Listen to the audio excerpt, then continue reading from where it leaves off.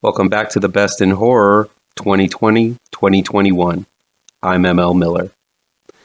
While it's fun to pair movies by theme or similar monsters or similar people behind the scenes, sometimes the pairing simply occurs because they have the same word in their title. The connections between these two really are very sparse. Though they're quite different, they both refer to hunting in diabolical ways, though. So let's just get right to it. This is MLMiller Frights' Best in Horror Countdown 2020-2021.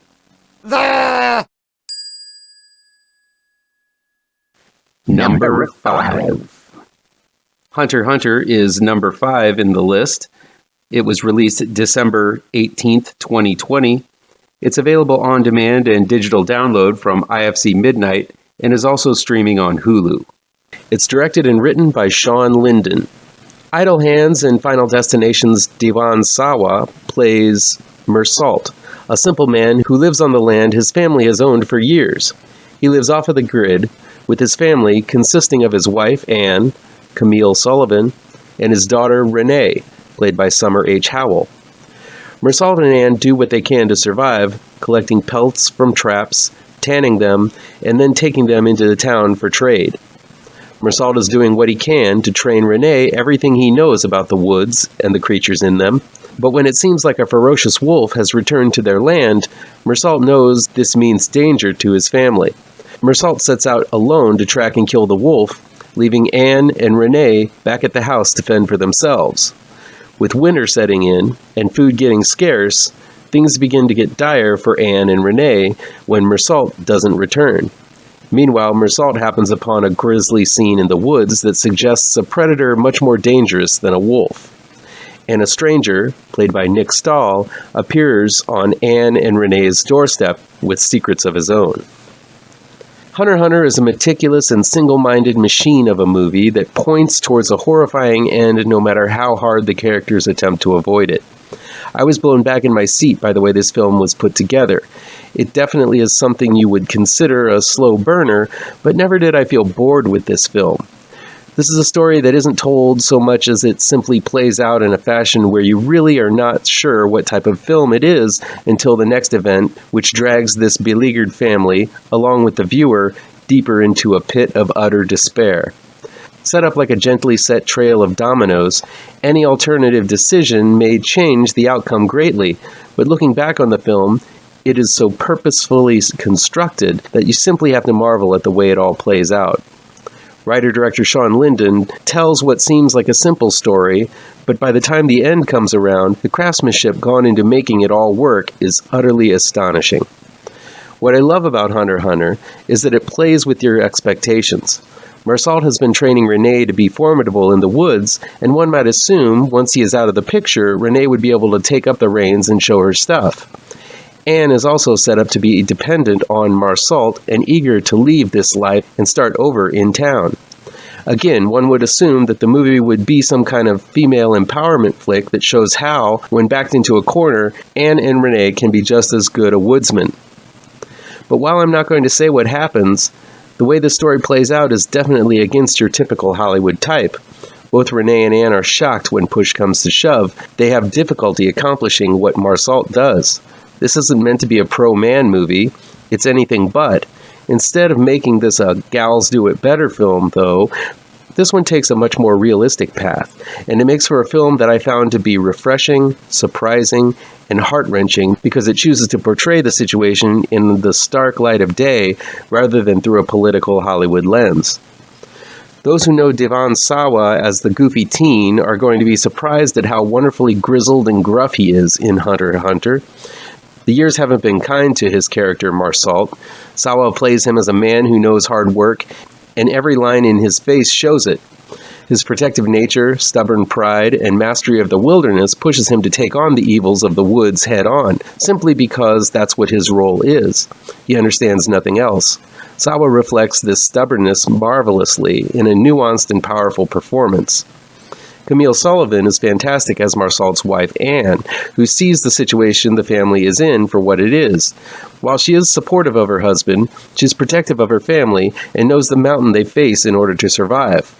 I love the way she not only shows her strengths, but her weaknesses, though. She, too, is stuck in her ways and dependent on Marsault to live. There's a scene where she must kill to have food on the table that is heart-crushing. I also love Nick Stahl's smaller but potent role as the stranger. Where he has less nuance to work with, he does provide some memorable moments that factor greatly into the fate of this family. While the cast is small, everyone is giving their all to bring this rugged tale to life. My God, this turned out to be an abrasive and unshaven film. It never shies away from how hard a life these people are living, and leads to an ending that is going to curb stomp any hopes and dreams you might have had. This truly is a man against nature film, but it is more than that, as it delves into the inhuman side of the human condition and what it takes for a person to completely lose any semblance of humanity. The ending is gnarly and bloody, but feels like it's a necessary wrap-up given the arduous trail we've taken from the beginning. If you aren't knocked on your ass by the nerve-shredding final moments of Hunter x Hunter, check for a pulse and a soul. It's slightly stylized, but stark, rough, and will penetrate deep into your heart and twist the knife. Hunter x Hunter is one of those films that gets better and better as it goes on until you find yourself lost in the darkest caves of the human soul, and lost that light of humanity you were counting on to lead you out. Climate of the Hunter is today's bonus review. It was released January 12th, 2021.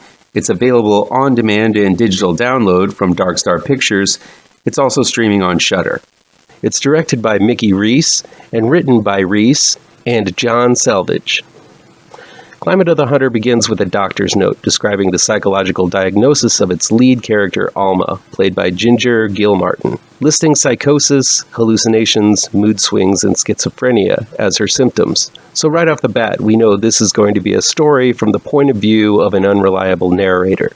While Climate of the Hunter gives multiple point of views, none of it is particularly reliable. More clearly, everything in this film is happening in a world unlike you or I have ever experienced.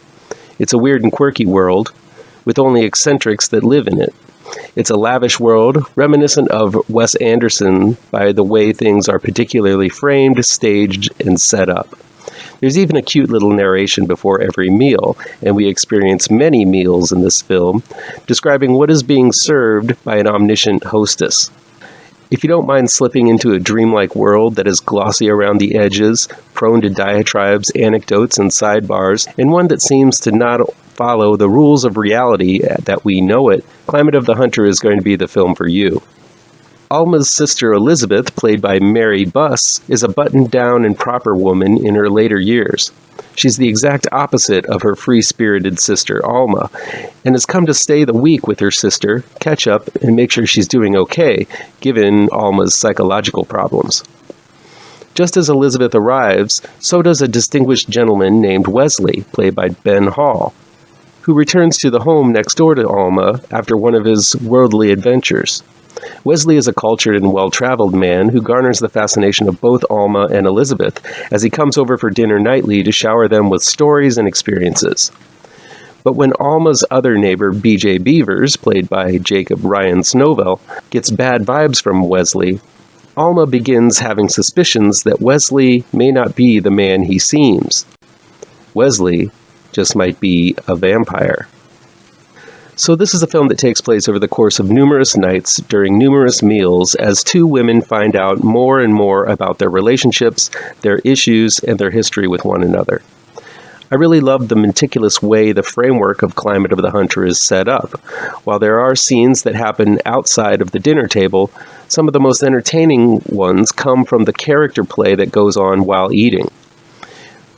While later in the film, the trio is joined by Wesley's persnickety son Percy, played by Sheridan McMichael, or Alma's snobbish daughter Rose, played by Danielle Yvonne Ploger. Most of the time, the camera flits back and forth between these two women competing for attention from this mysterious man. Due to some elaborate and clever wordplay from director Mickey Reece and his co-writer John Selvidge, never was I bored listening to the expansive stories and undertones that are often quite sharp and pointy, disguised under the pretense of civility and high class. Each actor plays their part superbly, highlighting their eccentricities as well as their feelings common and relatable like sibling love, competitive jealousy, and protective urges. This is one of those films that feels like it might have been originally envisioned as a play, with the attention focused more on script and character than a wide variety of scenes. When we do switch scenes, it's not for long, but these breaks between meals are still extremely important to this intricately laid house of cards that is the script. Everything culminates to a truly bizarre final meal that is psychedelic, surreal, and absolutely unsettling. Is Wesley a vampire? Who knows? As I said earlier, the main narrator is nuts, but she may be the only one crazy enough to survive the week. Climate of the Hunter is a marvelously creative and unique slice of genre that seems to have the dual goal of charming and unnerving the viewer all at once. This is a gorgeous and fascinating film. Sure, it's pure art house, and if you hate artsy-fartsy, there's a lot of that to hate here. But it worked fabulously on me. From the overly dramatic music, the lens-flared candlelight, the intense camera shifts, the odd imagery, the decadent foods, and to the wonderfully elegant dialogue masking all kinds of savagery, contempt, rage, and insanity, Climate of the Hunter is a film I most definitely will not forget, and neither will you. Come back tomorrow for the next installment to the Best in Horror Countdown 2021. If you hit all the pertinent bells and whistles down below, you're sure never to miss it. See you then.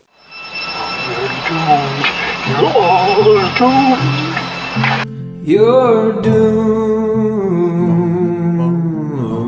to live the life you're meant to be, stuck inside your reality. You're